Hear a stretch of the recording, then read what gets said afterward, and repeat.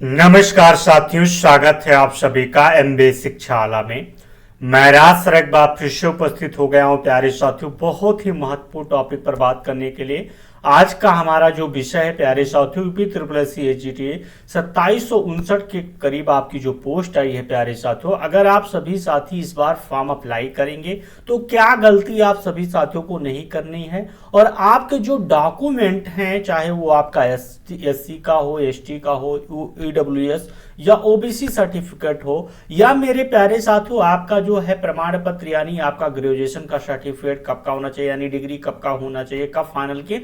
आपका एज से रिलेटेड वो सारे प्रमाण पत्र से संबंधित या क्या क्या सावधानियां आपको बरतनी है, आज के इस वीडियो में आप सभी साथियों को जानकारी मिल जाएगी। चैनल से पहली बार जुड़ रहे हो तो प्लीज चैनल को सब्सक्राइब करना ना भूलिएगा। यह वीडियो मेरे प्यारे साथियों आपके लिए बहुत ही महत्वपूर्ण होने वाला है, क्योंकि एक गलती अगर आप सभी साथी थोड़ा भी मिस्टेक कर दिए, जैसे बहुत लोग इस बार 3446 में साथी वो अपनी मूलभूत कैटेगरी से बाहर होंगे। क्यों बाहर होंगे उसको भी बताऊंगा प्यारे साथियों। जैसा कि देखने को मिल रहा है कि UP triple S C HGTA EWS OBC SC ST प्रमाण पत्र निर्देश साथियों एक गलती से बाहर हो जाओगे। जी हाँ बिल्कुल प्यारे साथियों, वो भी बताऊंगा। जैसा कि आप सभी साथियों को पता होना चाहिए कि यूपी ट्रिपल एस सी एचजीटीए में जब फॉर्म फिल करने के लिए जो 2023 में वैकेंसी आई थी प्यारे साथियों, आपका 2023 के पेट से 24 में वैकेंसी आई थी, और आपका 25 में 13 जुलाई को पेपर हुआ 3446 पोस्ट के लिए। उसमें फाइनली आपका ईडब्ल्यूएस कब का होना चाहिए उसमें मेंशन किया गया है। कास्ट सर्टिफिकेट कोई भी चाहे ओबीसी एससी एसटी हो वो कब का होना चाहिए मेंशन किया गया। खास तौर पर ईडब्ल्यूएस वाले हमारे साथी बहुत लोग बाहर होंगे इस बार 3446 में डीबी पे, क्योंकि उसमें जो मेंशन किया जाता है प्यारे साथियों, मेंशन किया गया है कि जब फॉर्म अप्लाई करने का जो स्टार्ट डेट होता है, वैसे ईडब्ल्यूएस फाइनेंशियल ईयर जैसे आपका 1 अप्रैल से लेकर और आपका 30 मार्च तक यानी 31 मार्च जो आपका होता है प्यारे साथियों, उसके लास्ट तक चलता है, 1 साल तक होता है। लेकिन इसमें कह रहा है कि आपका जब फॉर्म जो आपका ईडब्ल्यूएस होना चाहिए वो आपका फॉर्म अप्लाई होने के जो डेट है उससे शुरू होकर और लास्ट के यानी अंत डेट जो लास्ट डेट रहने वाली है उसके बीच का होना चाहिए। कुछ लोग का पहले का होगा या बाद का होगा, तो वो कहीं ना कहीं मेरे प्यारे साथियों वो ईडब्ल्यूएस के कैटेगरी में नहीं शामिल किए जाएंगे। जैसे कि देखने को मिल रहा है यहां पर देखिएगा, आरक्षण से संबंधित जो आवेदक आर्थिक रूप से कमजोर ईडब्ल्यूएस श्रेणी के अंतर्गत आवेदन के इच्छुक हैं,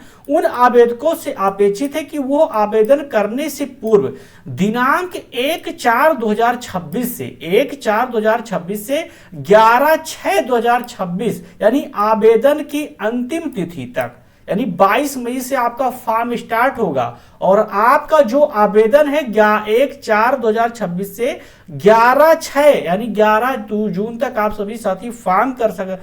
फिल कर सकेंगे, उसके बीच का होना चाहिए के मध्य निर्गत ईडब्ल्यूएस प्रमाण पत्र जो वित्तीय वर्ष 2025-26 की आय पर आधारित होता था, वित्तीय वर्ष 2026-27 से तो मानों को धारित करना सुनिश्चित करे। इस श्रेणी के आवेदकों को उत्तर प्रदेश शासन कार्मिक अनुभाग 2 के कार्यालय ज्ञापन संख्या, यहां पर ये सारी चीजें हैं आपको दिया गया है 14/3/2000 जो ये लागू किया गया था। मेरे प्यारे साथियों इसमें दिया गया विज्ञापन के प्रस्ताव 11.15 का अवलोकन करें, वहां पर विस्तृत जानकारी है। तो आप सभी साथी ईडब्ल्यूएस को मैं यही सजेस्ट दूंगा कि कहीं कहीं पर यह लिखा गया कि जब फॉर्म का अप्लाई डेट शुरू होता है जैसे 22 मई, तो 22 मई से लेकर आप सभी साथियों को जो पहला नोटिफिकेशन आया था 2024 में, और आप सभी साथियों को क्या है 11 जून के बीच में अपना सर्टिफिकेट बनवाना है। कहीं ना कहीं ये आपके लिए बहुत ही अच्छा रहेगा। अगर आप सभी साथी कोशिश कीजिए 22 में, अगर आप अभी बनवा रहे हैं तो वो भी एलिजिबल है, आप सभी साथी उसको अप्लाई कर सकते हैं, बट कोशिश कीजिएगा 22 मई से लेकर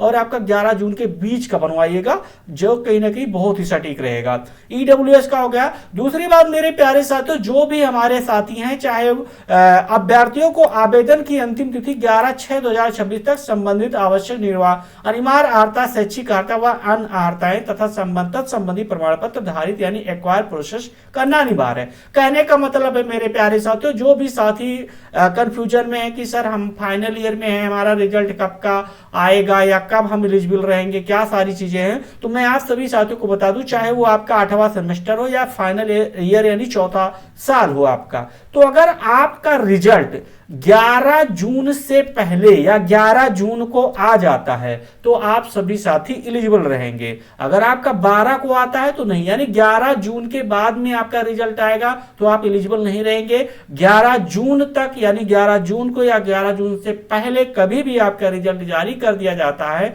तो आप इसके लिए एलिजिबल हैं। प्यारे साथियों, वही अगर देखा जाए आरक्षण जो आयु सीमा में लाभ का चाहते हैं, चाहे वो ओबीसी वाले हैं, एससी वाले हैं, एसटी वाले हैं, आरक्षण आयु सीमा में छूट का लाभ चाहने वाले अभ्यर्थी संबंधित आरक्षित श्रेणी के समर्थन में इस विस्तृत विज्ञापन के परिशिष्ट में मुद्रित तथा वेबसाइट पर उपलब्ध निर्धारित प्रारूप पर सक्षम अधिकारी द्वारा जारी प्रमाण पत्र, जारी जाति प्रमाण पत्र, आरक्षण संबंधी प्रमाण पत्र जो आवेदन की तिथि तक अथवा विज्ञापन में उल्लिखित आवेदन की अंतिम तिथि तक जारी किया हो, यानी आवेदन की तिथि तक अथवा आवेदन अथवा विज्ञापन में उल्लिखित आवेदन की अंतिम तिथि तक जारी किया हो, अवश्य प्राप्त कर ली एवं जब उनसे अपेक्षा की जाए तब उन्हें प्रमाण पत्र आयोग में प्रस्तुत करना होगा। यानी जैसे आपका 22 मई से फॉर्म स्टार्ट हो रहा है और 11 जून तक फॉर्म साथी फिलअप होगा, तो आप सभी साथी कोशिश कीजिए कि 11 जून के यानी 22 मई के बाद को अपना साथी जो सर्टिफिकेट बनवाए या उससे पहले अगर आप लगाते तब भी, लेकिन कहीं ना कहीं इसमें जो आयोग लिखता है वो थोड़ा, जिसे लिखा गया कि जो आवेदन की तिथि तक अथवा विज्ञापन में उल्लिखित आवेदन की अंतिम तिथि तक जारी किया हो। आवेदन की तिथि कब है भाई, यानी स्टार्ट हुई है तो अब तब तक अगर स्टार्ट साथी हो सकता है। कहीं ना कहीं इसमें जो मेरे समझ में यही आता है, मैं आप सभी साथियों को यही सजेशन दूंगा कि आप सभी साथी 22 मई से फॉर्म स्टार्ट है फिल करना, तो 22 मई से 11 जून के बीच का अपना सर्टिफिकेट बनवाइए। पहले का चालू हो लग सकता है क्योंकि यहाँ पर लिखा जाना चाहिए कि आवेदन की तिथि से लेकर, अगर से होता तो आप मानकर चलते थे प्यारे साथियों कि 22 मई से और आप 11 जून के बीच का होना चाहिए। फिलहाल आप पहले का भी लगा सकते हैं, जैसे आज बनवा लिए इस डेट में, तो वो भी आपका एलिजिबल रहेगा। कास्ट सर्टिफिकेट कोशिश कीजिए इसमें जो 22 मई से और 11 जून के बीच सर्टिफिकेट बनवाइएगा, वो एलिजिबल रहेगा। मेरे प्यारे साथियों, महिलाओं के लिए इसमें एक चीज दिया गया है कि नोटिफिकेशन है 5.5 में महिला आरक्षण के अंतर्गत महिलाओं को उत्तर प्रदेश शासन के कर्मी विभाग के शासनादेश संख्या 18/1/99 यहाँ पर दिया गया है ये सारी चीजें कि न्यायालय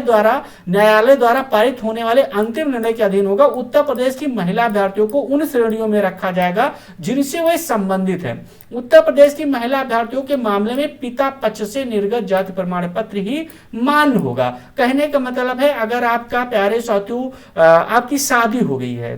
तब भी इसमें, अब उसका शादी का तो यहाँ पर दिया नहीं गया है, लेकिन कोशिश कीजिएगा जैसे आप इंटरकास्ट, जैसे आपकी कैटेगरी कुछ दूसरी है, आप इंटरकास्ट मैरिट के लिए इंटरकास्ट शादी किए हैं तो कहीं ना कहीं आपका जो जाति प्रमाण पत्र मान्य होगा वो आपके पिता पक्ष का मान्य होगा, ना कि आप जिस कास्ट में शादी किए हैं। फिलहाल आप अभी अनमैरिड है तो आपके पिताजी का ही नाम होगा, कहीं ना कहीं तो आप अपने पिताजी के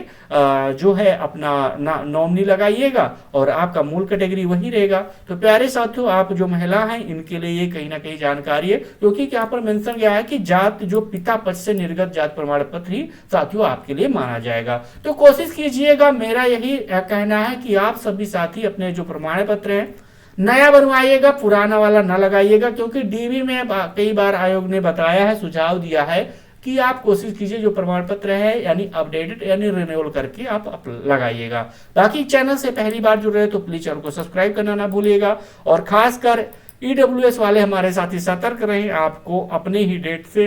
यानी नया ईडब्ल्यूएस लगाना है। ओबीसी एससी एसटी वाले लगा सकते हैं, बस आपको भी कहीं ना कहीं आवेदन से नहीं दिया, आवेदन तक दिया गया है तो पता नहीं क्या कैसे मेंशन करता है आयोग, तो उस पर भी कंफ्यूजन हो जाता है। बट कोशिश करें कि 22 मई से 11 जून के बीच का सर्टिफिकेट बनवाए, कोई भी रिजर्वेशन से लेकर है। कभी कल को कुछ प्रॉब्लम होती है तो आप हाई कोर्ट में लेकर जा सकते हैं आयोग को। प्यारे साथियों, चैनल से पहली बार जुड़े तो प्लीज चैनल को सब्सक्राइब कर लीजिएगा। थैंक यू साथियों, जय हिंद एवरीवन।